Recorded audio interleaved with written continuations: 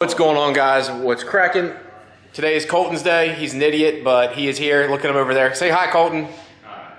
So, and another thing I want to show you guys is this. Ready? Hi. Hi, we got a baby now. That's just one baby, the other baby inside. Which one's this, Oakland or Rylan? Rylan. Say hi, Rylan. She said I'm cranky, but all I do is cry and whimper and make noise. My wife is still recovering, but look how cute they are. She's like, why is this man touching me? It's okay, baby. But anyways, we're back to Colton's car now. We gotta push it out. We got the wife's car already outside over here. We gotta push it out to put it here because we gotta put the engine back in. So today is put engine in day. So let's go ahead and play musical cars.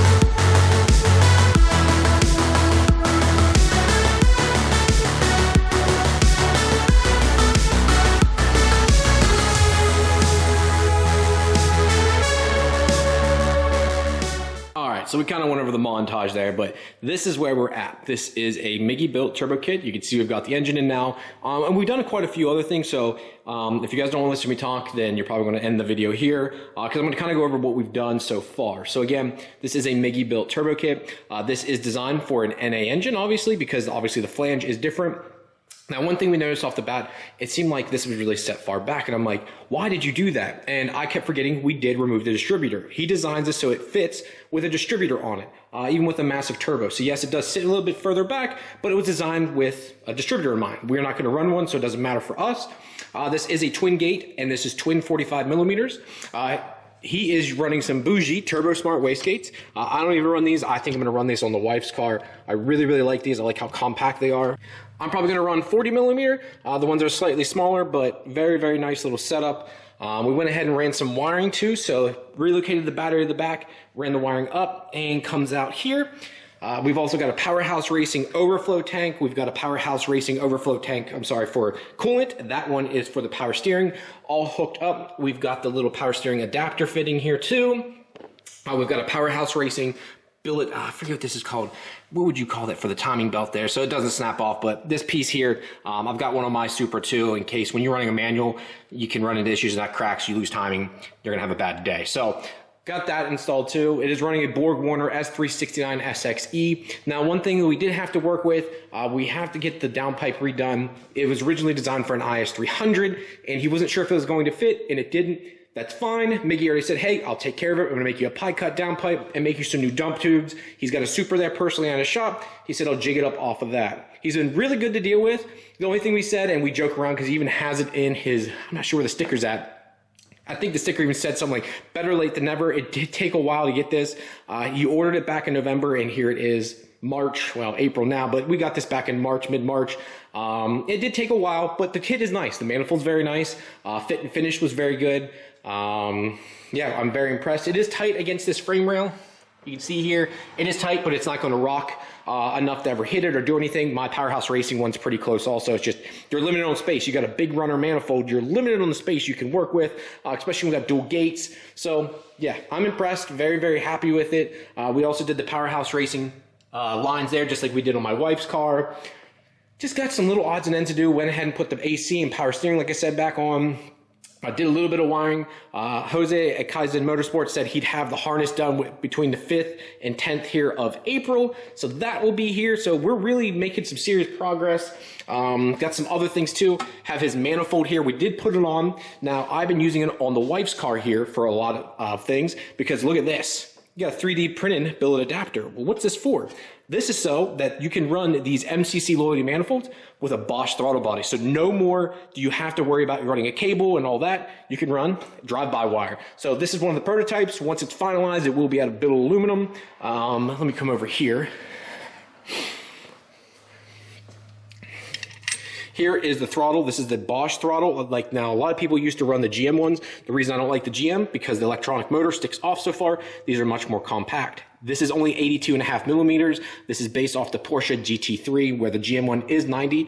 But in all reality, for most of us, that's unnecessary. The factory manifold will easily support 1,000 horsepower. This, with an 82.5 millimeter throttle, would, I mean, safely do 1,200 wheel horsepower. We're not going for any of that, but it's just nice to have. No longer do you need an idle air control valve. You can get your cruise control back. It does everything. It just simplifies it, because this takes care of everything for you. You don't need all these extra boxes. Honestly, makes life just a lot simpler. The only other thing you will need to buy with this is you will have to buy a drive-by-wire pedal. Your ECU has to handle it, but any modern ECU handles drive-by-wire now. It's such a common thing. Almost every Honda since 2003 and up had it, so almost every ECU handles that, so I wouldn't be worrisome of it. The next thing you guys are going to be waiting for, this car is going to be running the very first new Granis Racing cell. What I mean by that is, yes, it will be a T56 Magnum, but it's going to be using his brand new aluminum bell housing. We'll be the first ones to install it, and we'll be getting a video out for you ASAP. The biggest thing with the new bell housing is this. So the biggest thing with it is, in my Supra, we went through this because originally you didn't have to index them. And then Joel started realizing, yeah, you need to index these things. Comes with the indexing plate. Then once you realize how far you have to index it to get it to fit up properly, you got to try and pull out the pins in there. Trying to pull out the pins, one, sucks because either don't come out, you got to weld to them, or number two, they snap off, and then, like I said, you got to weld to them. And it's expensive. The pins aren't cheap. This eliminates all that. They're already properly indexed for the Toyota Supra, and you don't have to do any of that. It bolts up and ready to go. The other thing is less noise, less vibration. Everyone says the Magnum's so loud. It's not the Magnum, it's the damn bell housing. It's a solid steel bell housing. Yes, it's SFI approved. Yes, it's badass. You don't have to ever worry about anything. But is it really necessary for 99% of us? No. The aluminum ones, which almost every manufacturer uses, is all we really need. If you're truly drag racing with it, yes, you do need the SFI bell housing. But even then, unless you're doing it professionally, you really don't need it, because if I go to the drag strip right now with the V160, I don't need it either. So, it is what it is for me. So I think it'll work out a lot better in his favor. Sorry too, if you guys can't tell, keep running out of breath because I'm sick. But everything else seems to be okay. You guys got to see the little girl there. Sorry, the other one was not doing so well. But twins are doing great now. Yeah. So a couple other things we'll tie up here and we'll finish out the video. We do have Frank's cars back. I just installed a BTI gauge in his Supra. He's actually coming to pick it up here later. Everything is ready and raring to go. The only thing we can't get right now, and he's gonna have to work with the tuner on that.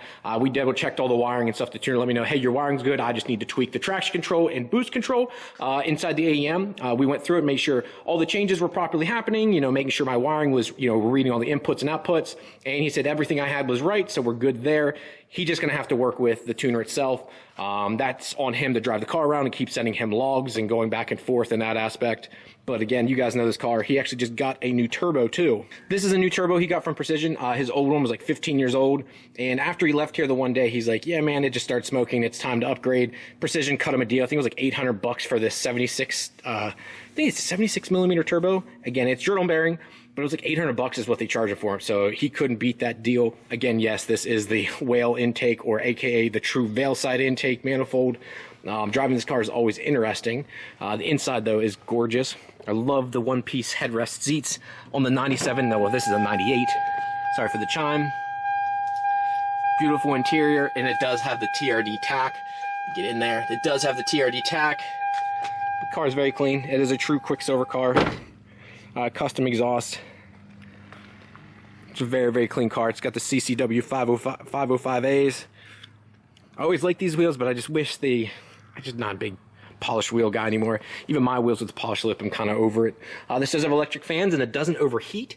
And he said he's had these for years, so I think that's pretty cool because I want to get electric fans on my car and the wife's too. Just makes life a little bit easier. Again, guys, I appreciate you all being super patient with all this. Also doing a few things here on the wife's car. Messing around with the alternator here a little bit, kind of cleaning things up, double checking all the wiring. Again, I'm waiting on the harness too from Kaizen. He said it should be done here within the next couple days, so super excited about that. Yeah, we'll be able to drive this thing and get it out on the road. We are so close. It just takes money. Lots and lots of money. I need to find that money tree out back. My dad keeps saying I have one, but can't find it. Can't figure out where it's at. But anyways, guys, I digress. Thank you very much for tuning in today. Yeah, today's was a great video. Oh, one more thing. One more thing was this. This is a forged carbon fiber piece that's going on the wife's car. This is going to match the steering wheel that's coming here shortly. But this forged carbon fiber, you get this from MCC Loyalty. Very, very nice piece. You can see it eliminates all the extra holes. It only has enough just for the mount, the cutout for the hood latches, the center latch, and then this hole is for the radiator brackets. That's it. Every other hole is shaved off and eliminated. It is very, very nice. It is true forged carbon fiber too. Very, very nice piece. It is not fiberglass. Pretty nice. Very, very happy with it. But just wanted to show you guys this. You can get this from MCC Loyalty. Again, I'll list that here down below. Very nice little piece. And I think it runs about 230 bucks, I think he said, for this. So not even a ridiculous price. Again, guys, thank you very much for tuning in today. Hope you all have a great day, and I'll talk to you later. Peace.